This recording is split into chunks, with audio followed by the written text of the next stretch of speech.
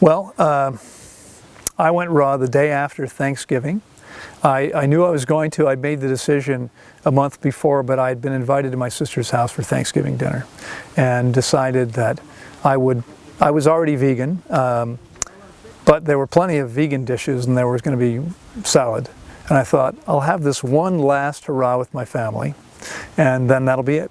And that was late November. I don't know what day the day was, but it was the day after Thanksgiving, November 1991. And so that was, well, in November it'll be 25 years ago. It's a slightly different world than it was 25 years ago.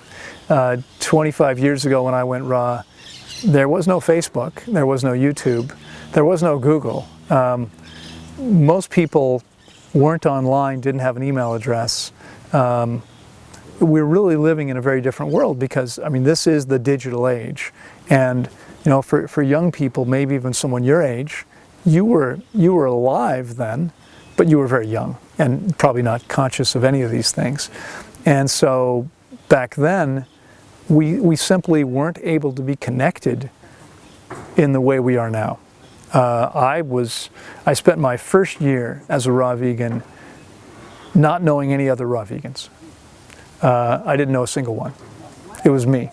And you know, there are people who think it's difficult because there's only 20 other people interested in raw veganism in their town or whatever it might be. I didn't know a single person at first. I did wind up connecting with a couple of people, and we actually created a group and began to offer monthly potlucks. They were at my house. Of the three of us, I was the only one that had the space we could use. I had a little 4-bedroom house, so we would meet there every month, and that grew to 40 or 50 people, and we did it for about 5 years, and then I wound up eventually moving. But that back then, that was kind of the only way to make things happen. We'd actually go put flyers up in health food stores and vegetarian and vegan restaurants, and I'm sure most of the people looking at them were like, you know, raw food, what's that? It's a different world today, and it's a different world largely because of the digital age.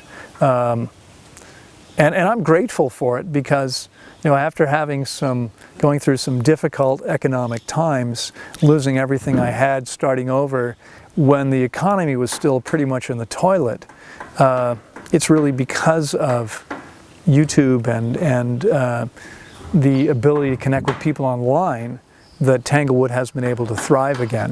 And you know, it's a wonderful thing, I think. I now am able to connect with people all over the world, and we've actually served clients here in, I've actually lost track, but I believe it's 78 or 79 countries we've had come join us here for an average of 5 or 6 weeks. That would have never been possible 25 years ago because there was simply no way to reach those people. You know, today it's relatively easy. I don't have to work at it. We just put videos up and they show up. The world has changed. There will always be, have always been, from the beginning there were people out there who saw an opportunity to market products.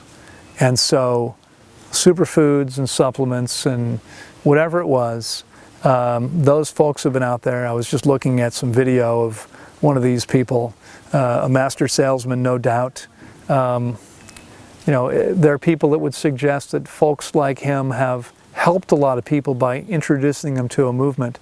Perhaps that's true. You know, perhaps some of those people come in and recognize that there's a better way, and perhaps some of those people come in that way and get stuck in those beliefs. I'm not really sure which of those things is true. I've always realized that that wasn't the way. I mean, I had this simple idea that we could never improve on nature. And so that if we could simply figure out what was natural for our bodies, that was going to be the best we could do. But those people were out there then, they're out there now. There's, I know at least 2 or 3 people who are very wealthy men because they have built themselves an empire selling this kind of stuff. That's fine. You know, the market has shifted in terms of raw vegan restaurants. Back then, well, there wasn't one. I take that back. There was one in the U.S. that I was aware of back then, and then they began to grow. There are now probably dozens, if not more than 100, in the United States alone. That's been quite a shift.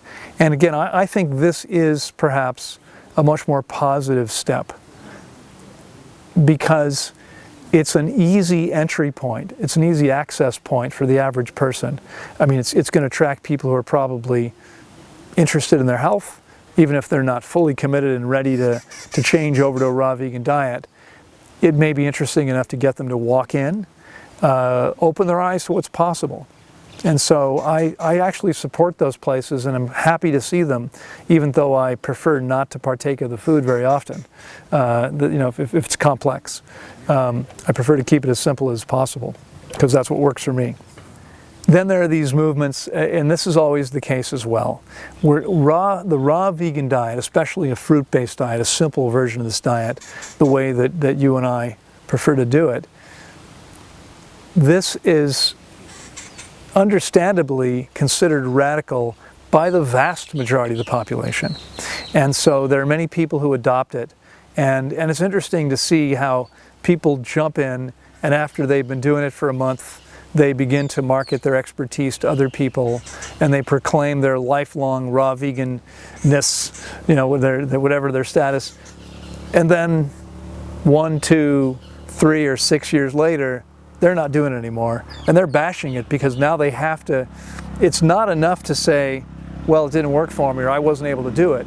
They have to have some reason why it didn't work.